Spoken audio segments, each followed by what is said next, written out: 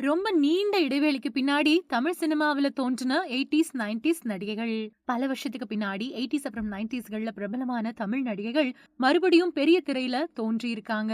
அவங்க அவங்களோட அன்றாட வாழ்க்கையில கவனம் செலுத்திட்டு, பிற மொழி படங்கள்ல சிலதுல நடிச்சுட்டு, இப்போ தமிழ் சினிமா பக்கம் திரும்பி ரசிகர்களோட மனங்கள்ல இடம் பிடிச்சிருக்காங்க.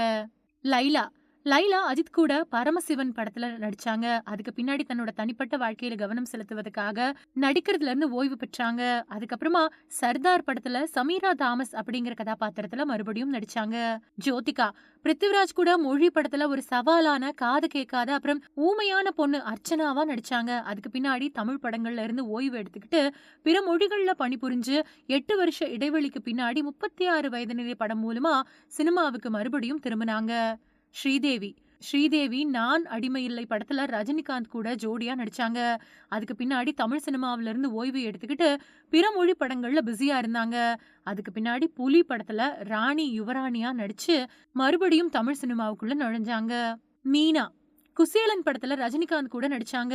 அதுக்கப்புறமா நீண்ட இடைவெளிக்கு பின்னாடி அண்ணாத்தே படத்துல மங்கையர்கரசி அப்படிங்கிற கதாபாத்திரத்துல 13 வருஷத்துக்கு பின்னாடி மறுபடியும் பெரிய திரைக்கு வந்தாங்க மீனா. குஷ்பு பழனி படத்துல பரத்தோட சகோதரி கற்பகாம்பாளா நடிச்சாங்க. அதுக்கு பின்னாடி இவங்க கேமியோ வேடங்கள்ல கவனம் செலுத்திட்டு வந்தாங்க. 17 வருஷ இடைவெளிக்கு பின்னாடி நெய்யப்பசி அப்படிங்கிற படத்துல வசுந்தரா ஆதிநாராயணனா மறுபடியும் நடிச்சாங்க. இப்படி 80s 90s நடிகைகள் ரொம்ப நாளைக்கு பின்னாடி கம்பேக் கொடுத்திருக்காங்க. இதுல உங்களோட மனம் கவர்ந்த நடிகை யாரு அப்படிங்கறத மறக்காம கமெண்ட்ல சொல்லுங்க.